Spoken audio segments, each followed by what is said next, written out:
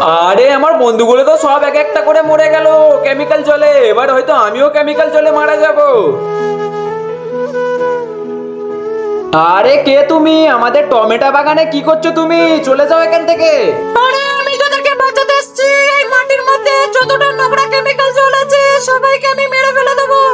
আরে তুমি মনে হচ্ছে পাগল হয়ে গেছো। এরা প্রচন্ড ভয়ঙ্কর কেমিক্যাল, এদেরকে মারার আগে তুমি নিজেই দেখবে মরে যাবে। আরে এটা একটা সামান্য কেমিক্যাল, আমার কিচ্ছু হবে না। আরে এই গাছটা আমাদেরকে পুরোপুরি হালকায় নিচ্ছে, চলো সবাই একে আমরা পুরো খেয়ে মেরে ফেলে দিই। আরে এই গাছটার মধ্যে তো মনে হচ্ছে কিছু আলাদা শক্তি আছে।